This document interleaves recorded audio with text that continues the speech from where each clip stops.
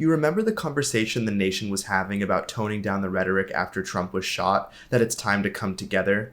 Well, AOC deleted that email just about as soon as she got it. After the almost assassination, she turned to Instagram to do her own State of the Union address in the form of a 55-minute live stream, and I made it about 30 seconds in. But it got 2.5 million views in a day, so I had a glass of wine and managed to power through. She spent about 49 minutes out of the 55 telling you how she's not here to dismiss people. I'm not here to dismiss people. And again, I'm not here to dismiss people. And that what she's saying is really important. So let's talk about the 6 minutes that actually mattered. She starts off with this beauty. The president is very old. Donald Trump is also very old and a racist and a neo-Nazi. But anyways. AOC, do you see this? I know what a Nazi is, and Trump is not one. You want to know how I know that? Because he didn't put us in gas chambers. His daughter is Jewish, and he moved the embassy from Tel Aviv to Jerusalem. Do not say he's a Nazi so casually either. Stand up, say it with your chest, and provide your reason. Don't infect the American youth with such a disgusting remark and then dismiss it as if it was just some passing thought. I also want to mention that she said this a week after the man was shot. So much for unity. Then she talks about the debate the night that half the country realized that Biden is not running the country. I can't wait to talk about her analysis. For example, he had the debate that he had. That debate had no people. There was no audience. It was like cameras and two pundits and the president and former President Trump.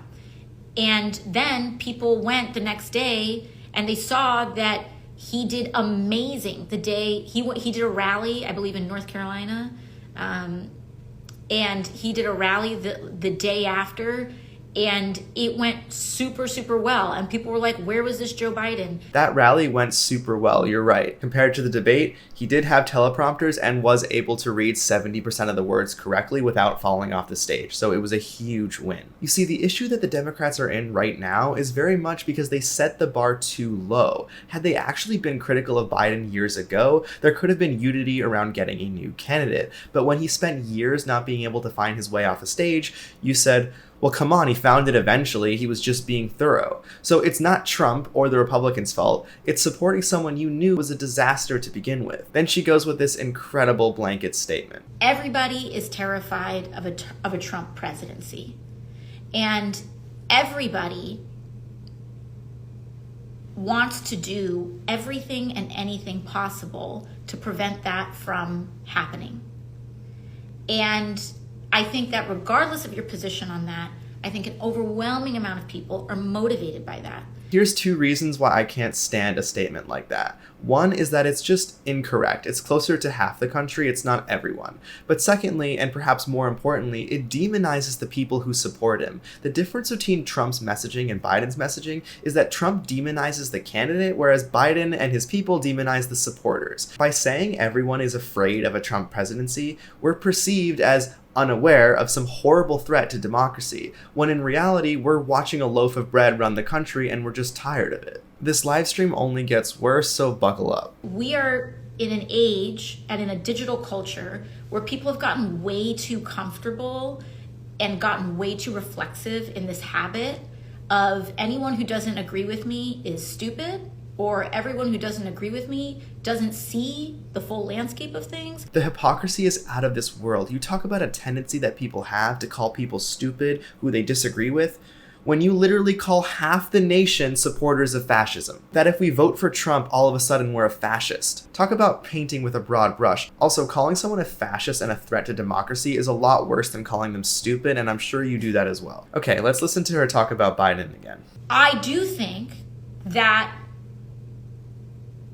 people underestimate Biden's performance. I think that is how he became president, is through a lot of people underestimating his performance with demographics that are not traditionally valued. The idea of people underestimating Biden, I'm not entirely sure if that's possible anymore, but what people continue to do, though, is underestimate how much people would vote for a cardboard straw over Trump because they care so much more about being perceived as good than they do anything else. Next up, we're going to hear about what AOC thinks her job is. I'm not a professional pollster. I am not a political pundit. I am a person whose job it is to win elections.